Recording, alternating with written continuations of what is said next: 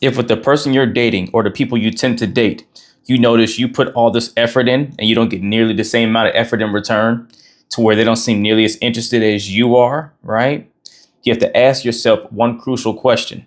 Are you building true attraction with them or just convincing them to like you? Because there is a difference. And if you do feel like you're putting all the effort in and they're not, there's a good chance that's exactly what's happening. You're convincing them to like you versus truly building attraction to you from them. And the biggest way you're doing this to yourself is you're trying to win them over instead of seeing if they're truly right for you. So instantaneously, you start trying to do stuff to prove that they should like you, right?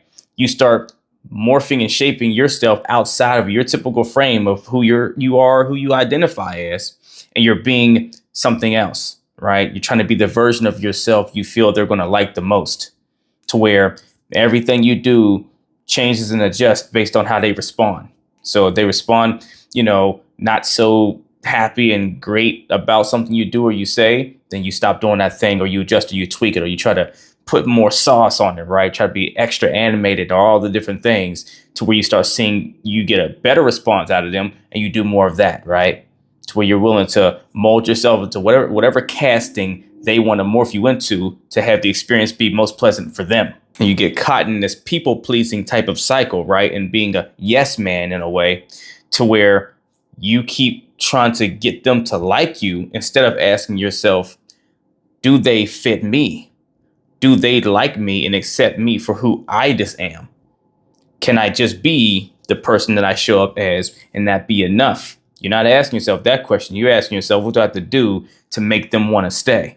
Which is the complete reverse of what you should be doing. And this becomes a core piece as to why people overlook the red flags on the other person's part. You see the things that don't make sense, don't line up with you so much, but you look past that because you're too busy on trying to prove something to yourself by getting them to like you, right? That you're willing to bypass the things that you see on their end that says this isn't so great, or this is not going to be the greatest outcome, because you're more focused on your own self-validation more than your own well-being, which is a huge artery issue. So you have to start shifting your mindset around dating. Dating is not just to find the person you want. It's also to find the person that's right for you.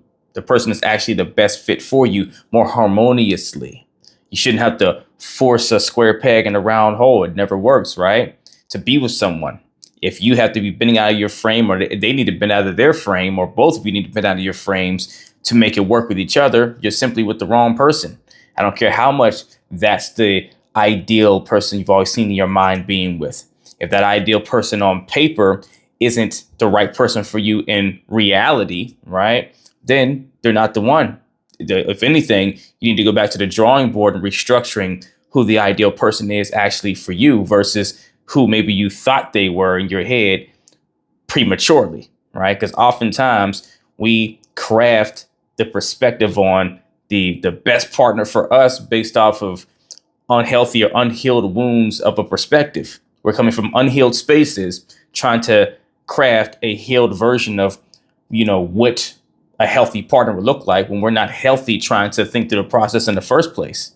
The soil and the foundation is already corrupt in a way to where you're most likely going to come out with a skewed perspective on what that person or who that person actually needs to be versus who they probably truly need to be in reality once you learn yourself better and you're willing to embrace only what harmonizes with you instead of trying to force an experience that in your mind intellectually makes sense, but the rest of your vessel and your belief system doesn't resonate with the thing you consciously want.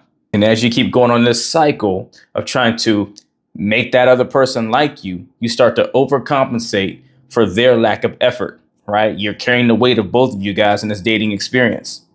And so what happens over time is where for a while they like this dynamic, right? Because you're doing all the things to make them happy, make them like you. So yeah, they like you to a certain degree because they're getting all the things that they kind of want on the surface. It's not necessarily the substance and the authenticity in there, but it's enjoyable and it's pleasurable and it's fun to them until they start to realize, I'm not like you as much as I want to, even though you're kind of great and do all of these things.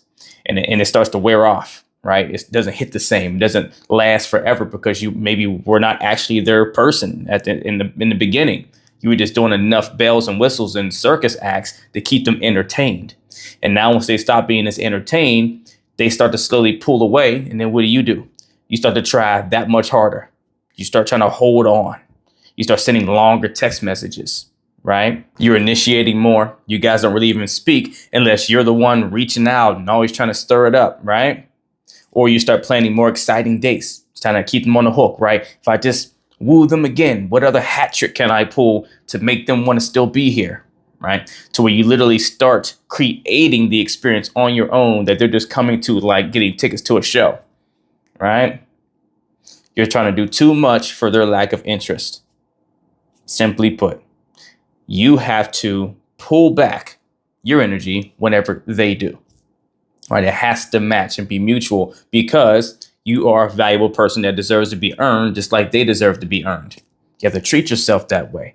Don't claim that you feel you're valuable whenever you're not operating in a way that reflects someone of value, right? You have to hold yourself to a standard and not just go make the other person's value the only valuable, value in the equation, if that even makes sense to say it that way, right? Don't make their value so much more valuable than yours that you start treating your value like it's expendable and theirs like it's a precious metal. You see, it's when you pull your energy back as well to where you get to sit in the space of being you, right? See, it's hard to pull back whenever you feel you need to do something to earn their approval.